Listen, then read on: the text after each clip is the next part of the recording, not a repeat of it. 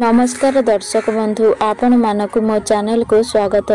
दर्शक बंधु मनीषर जेतेबेले भल समय आसीबाकु थिबो एवं से निकट भविष्यत रे धनवान हेबाकु जाउथिबो तेबे प्रकृति ताकु किछि संकेत देइथाय जाहारी फलरे से जानि पारि थाए जे से निकट भविष्यत रे तार भल समय आसीबाकु जाउछि। तेबे दर्शक बंधु आसंतु जानिबा सेही संकेत गुड़िक विषय रे। ता पूर्वरु आपण मानकु अनुरोध भिडियोटी को शेष पर्यंत देखंतु एवं आम चैनल को सब्सक्राइब करंतु एवं कमेंट सेक्शन रे जय मां लक्ष्मी निश्चय लिखंतु। दर्शक बंधु धनवान हेबा पूर्वरु प्रकृति देइथाय एही संकेत। वस्तुशास्त्र अनुसार जेउ व्यक्ति निकट भविष्यत रे धनवान हेबाकु जाउछि ताकु मिलिथाय एही 20टी संकेत।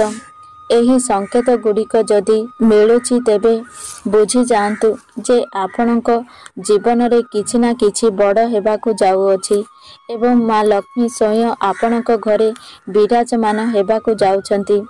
हिंदू धर्म रे मां लक्ष्मी को धनर देवी बोली कुहा जाए। जेउ मनीष उपरे मां लक्ष्मी कृपा करिसंती ता घरे केबे भी धन अनर अभाव हुए नाही। मां लक्ष्मी को प्रसन्न करिबा पई आमे माने अनेक पूजा व्रत करिथाउ। दर्शक बंधु मान्यता अछि कि जेउ घर उपरे मां लक्ष्मीकर कृपा वर्षा हुए एवं जेउ घरे मां लक्ष्मी स्थायी भावरे वास करती से घरे अनेक शुभ संकेत देखा दिए। सेही संकेत गुड़िक मनुष्य को धनवान हेबा पूर्वरु मिलिथाए। कौन कौन से संकेत जहा धनवान हेबा पूर्वरु मिलिथाए। प्रथम संकेत हेउछि हातर पापुली कुंडाई हेबा। ज्योतिष शास्त्र अनुसार जदि पुरुष लोकर डाहाण हातर पापुली किंबा स्त्री लोकर बाम हातर पापुली कुंडाई हुए तेबे एहा एक शुभ संकेत मना जाए। एहार अर्थ आपणक जीवनरु धन संबंधी समस्या गुड़िक दूर हेबाकु जाउअछि एवं आपण धनवान हेबाकु जाउछंती। द्वितीय संकेत शंखर ध्वनि शुणा जिबा। दर्शक बंधु प्रातः काल रे आपण शंखर ध्वनि शुणुछंती तेबे एहा एक शुभ संकेत अटे। एहार अर्थ आपणकर एबे खराब समय समाप्त हेबाकु जाउअछि एवं भल समय आरंभ हेबाकु जाउछि।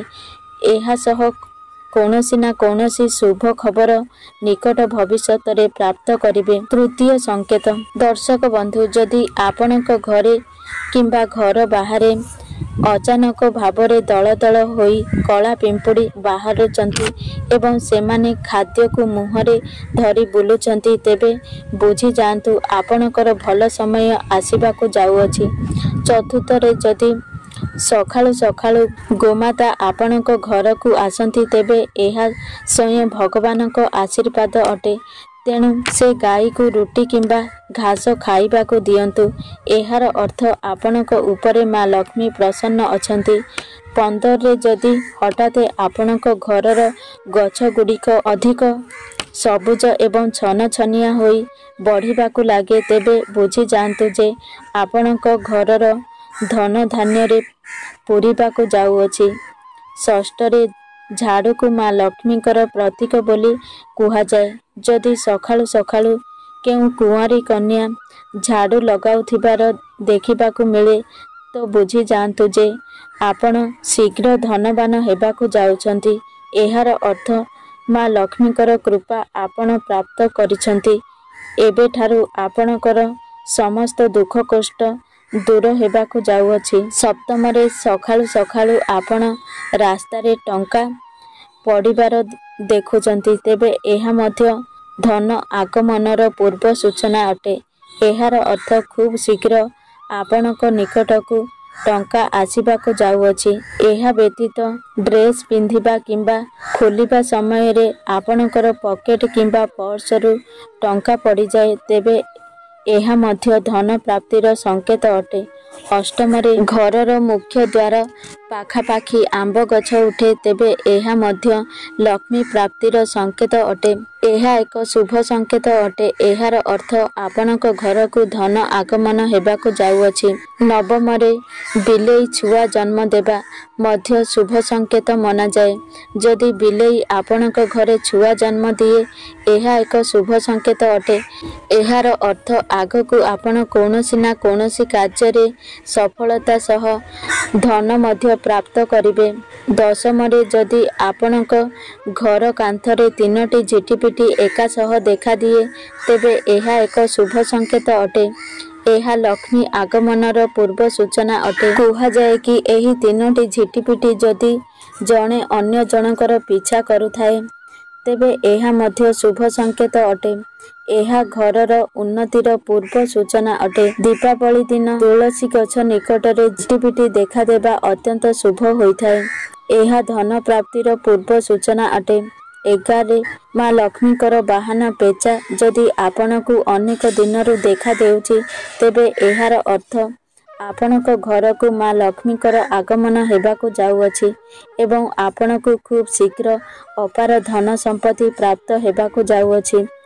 12ରେ ସ୍ୱପ୍ନରେ ଯଦି ଆପଣ ହଳଦିଆ କିମ୍ବା ଲାଲ ରଙ୍ଗର ଫୁଲ ଦେଖୁଛନ୍ତି, ତେବେ ଏହାକୁ ଧନ ପ୍ରାପ୍ତିର ସଂକେତ ମନାଯାଇଥାଏ।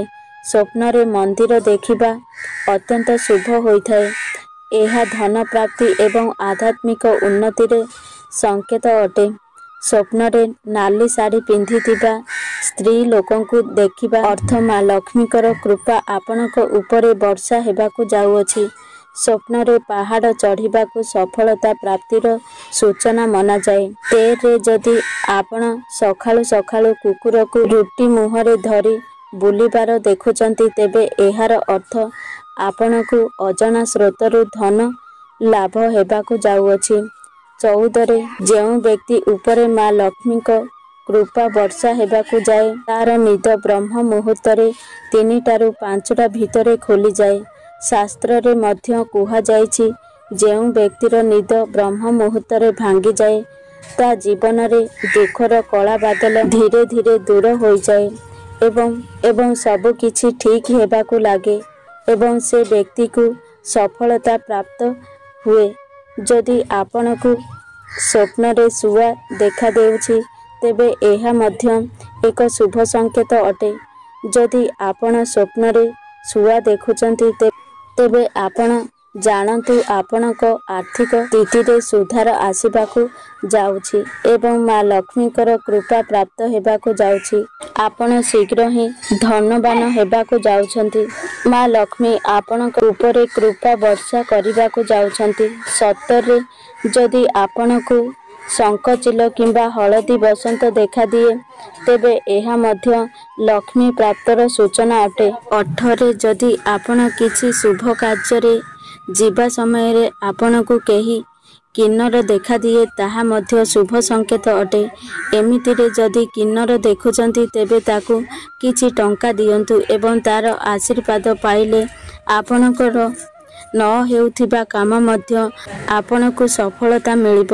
19ରେ କାନ୍ଥରେ କିମ୍ବା ଛାତରେ କୋଇଲି ବସି ବୋବାଏ, ଏହା ମଧ୍ୟ ଶୁଭ ସଂକେତ ଅଟେ।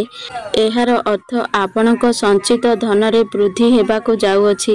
20ରେ ଯଦି ସକାଳୁ ଉଠି ଆପଣଙ୍କର ଦୃଷ୍ଟି ପ୍ରଥମେ ନଡ଼ିଆ, କ୍ଷୀର କିମ୍ବା ଦହି ଉପରେ ପଡ଼ୁଛି, ଏହା ମଧ୍ୟ ଏକ ଶୁଭ ସଂକେତ ଅଟେ।